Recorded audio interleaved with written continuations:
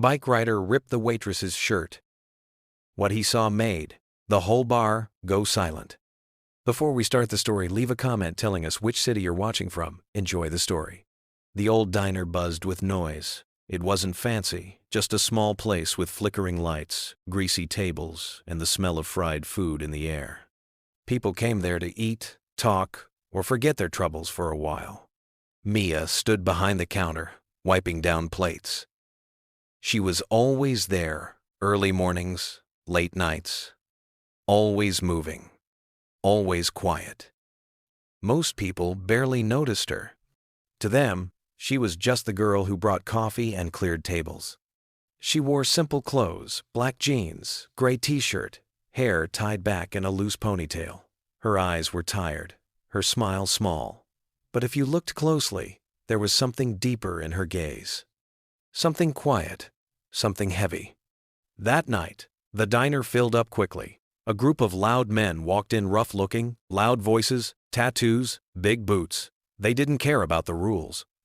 They laughed too loud, cursed too much, and made the place feel colder. Mia kept her head down, taking orders with a soft yes and moving fast. But one of the men, a tall guy with a broken-tooth grin, stared at her, too long, too hard.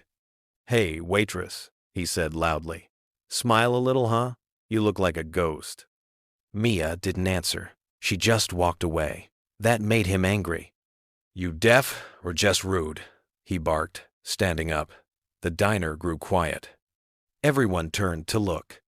The man walked toward her, his boots heavy on the floor. He stood too close. "What's your problem?" he said. Mia didn't flinch. She didn't even blink. Instead, she slowly turned and faced him. "I don't have a problem," she said calmly. "But maybe you do." The man laughed loud, ugly.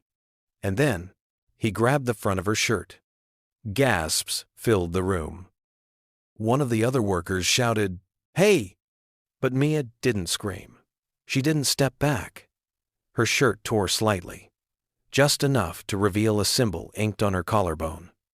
A bold, dark tattoo. The man froze.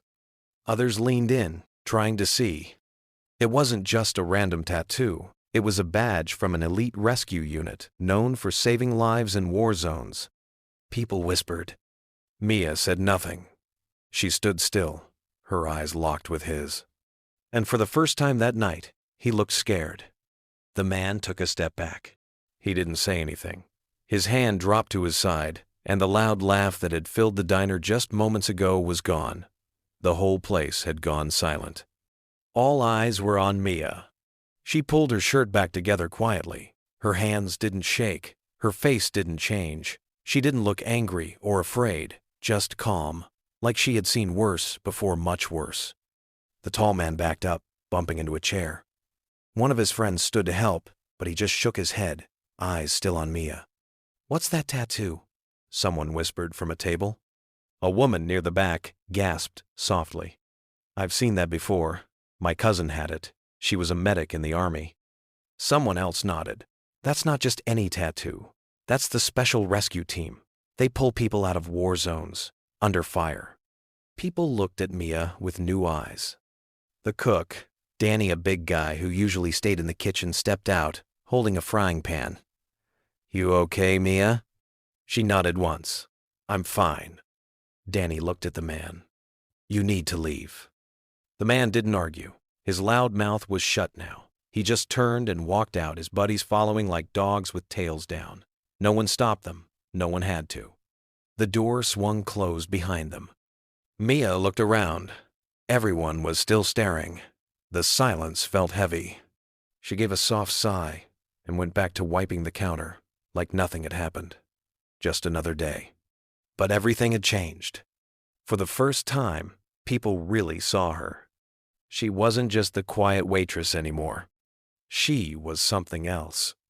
A young woman at a booth leaned over and said, "Thank you for what you've done." Mia looked at her and gave a small smile. "You're welcome." After that, the noise slowly returned. Dishes clinked again. People spoke in soft voices, but they were different now, more careful, more respectful. Danny walked over and handed her a soda. "On the house," he said. "You ever want to talk? I'm here." "Thanks," Mia said, taking it. But she didn't talk. She never did.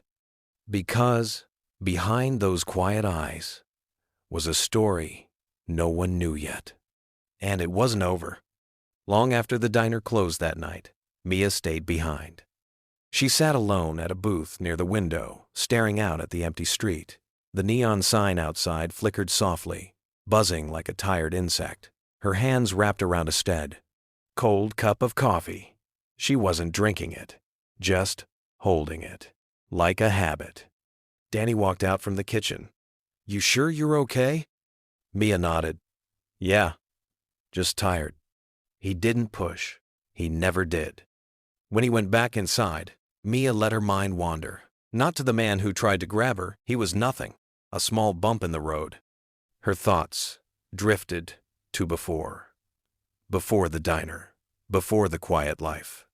She had joined the rescue unit when she was just 19. Her hometown had no jobs, no hope. The military was a way out. But she hadn't signed up for medals.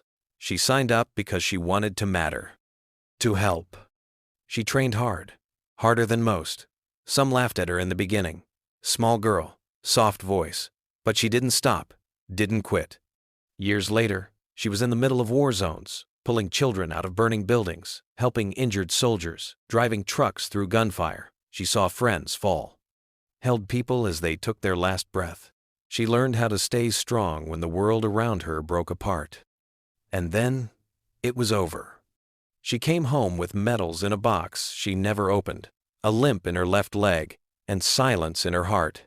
She couldn't sleep at night, couldn't stay still in crowded places. So she found the diner. It was small, quiet, predictable. That's what she needed. People didn't ask questions. They just wanted coffee and pancakes. And that was fine. Until tonight. Tonight reminded her that no matter how far she ran, her past still lived in her. Not just the pain, the strength, too. Mia looked down at the tattoo just beneath her collarbone. Simple black ink, a symbol of everything she had survived. She didn't wear it to show off. She wore it to remember. Outside, a soft rain began to fall. She got up, turned off the lights, and locked the door. But as she walked out into the night, she knew something had changed. People had seen her now. The next morning, Mia walked into the diner like always. Same jeans, same gray shirt, same quiet steps. But something was different. People were already sitting at tables more than usual. Some she recognized. Some she didn't. A few looked up when she walked in. One man nodded. A woman gave a small smile. Mia nodded back but said nothing. She tied on her apron, grabbed the coffee pot, and got to work. Then something strange happened. "Good morning, Miss Mia," an old man said as she poured his coffee. She blinked. He'd been coming there for 2 years and had never spoken a full sentence to her before. "Morning," she replied. A teenage girl at the next table added, "Thank you for your service." Mia paused. "You're welcome." Whispers had spread, clearly. Someone must have posted about what happened the night before. Maybe a photo. Maybe just a story. Mia hadn't changed how she moved, how she spoke, or how she worked. She still kept her head down, still cleaned tables before anyone asked, still refilled coffee without being told. But now, people said her name with kindness. They held doors open for her. They left bigger tips. Not because she asked for them. Mia never asked for anything. But because they finally understood something they hadn't before. She was more than what they saw. She always had been. One night, as she was closing up, Danny sat on a stool at the counter. "You ever gonna tell the rest of the story?" he asked. Mia wiped down a table. "Which part?" "The part after the war. What brought you here?" She thought about it for a moment. "I lost a teammate on my last mission," she said quietly. "We were in a collapsing building, trying to get 2 civilians out. He pushed me out first. I lived. He didn't." Danny said nothing. "I couldn't save him," she whispered. "You saved the others," he replied. Mia looked up. Her eyes were soft, but no longer filled with guilt, just memory. "That's why I came here," she said. "Not to forget, just to breathe." Danny nodded. "Well, you gave this town something to breathe too." Mia smiled, a real one. As she locked the door that night, she looked out at the street again. Same lights, same silence. But something in her heart felt different now. She had thought hiding was the only way to heal. But healing doesn't always mean disappearing. Sometimes it just means standing still long enough for people to see you. Really see you. Not as a hero, not as a soldier, but as someone who's still standing, even after the fire. And that was enough. She turned off the lights, picked up her bag, and walked into the quiet night, not as the girl behind the counter, but as the woman who reminded everyone, real strength doesn't shout, it endures.